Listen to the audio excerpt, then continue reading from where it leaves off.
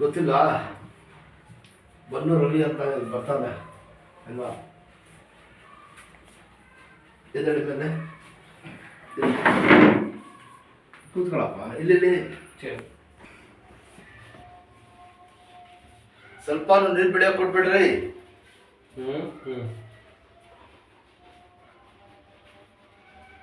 ನೀರು ಸ್ವಲ್ಪನೂ ಬಿಡಬಾರ್ದು. ಯಾವುದು ಅಷ್ಟೇ ಮಾಡಿದ್ರೆ ಕಂಟಿನ್ಯೂ ಮಾಡಿಸು, ದೇವ್ರು ಒಳ್ಳೇದು ಮಾಡ್ತಾನೆ.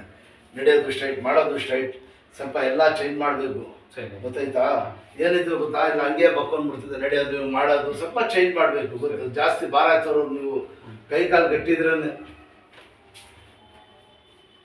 ನೋಡೋರ್ಗೆ ಏನು ಗೊತ್ತಿದೆ, ನಿಮ್ಮ ಕಷ್ಟ ದೇವ್ರಿಗೆ ಗೊತ್ತು, ನಿಮಗೆ ಗೊತ್ತು. ಒಬ್ರೊಬ್ರು ತಲೆ ಕೆಟ್ಟು ಮಾಡ್ತಾರೆ, ದೇವ್ರ ಮೇಲೆ ಭಾರ ಬಿಟ್ಟು ಒಂದು ಜಾಗ ತೋರಿಸ್ಬೇಕು. ಗೊತ್ತಾಯ್ತಾ? ಬನ್ನಿ, ದೇವ್ರು ಒಳ್ಳೇದು ಮಾಡ್ತಾನೆ. ಎತ್ತಿಕತ್ತು ಹಿಂಗೆ ಇಟ್ಕೊಳ್ಳಿ, ಹಿಂಗೆ ನೋಡಿ, ಇಲ್ಲಿ ನಿಧಾನ ತಿರ್ಸಿಕತ್ತು. ಹಾಗೆ ಮೇಲೆ ನೋಡಿ, ಕೆಳಗಡೆ ನೋಡಿ, ಹಿಂಗೆ ಮಾಡ್ತಾ ಇರ್ಬೇಕು. ಆ ಕಡೆ ನೋಡಿ, ಈ ಕಡೆ ನೋಡಿ, ಹಿಂಗೆ ಮಾಡೋಕ್ಕಾಯ್ತಾಯ್ತಾ ಮುಂಚೆ? ಅಷ್ಟೇ. ಎತ್ತಿಕತ್ತು ಚಕ್ ಅಂತ ಬಳೆ ಹುಡುಗರು ಎಲ್ಲ ಎದುರ್ತೀರಾ ಅಷ್ಟೇ. ತಂದೆ ಇದ್ದಾಗ ನಮ್ಗೊಂದ್ಸತಿ ಆಗ್ಲೇ ಎಷ್ಟು ವರ್ಷದಿಂದ ಬರ್ತಾ ಇದ್ರೆ ಇಲ್ಲಿ? 30 ವರ್ಷ ಮೇಲೆ.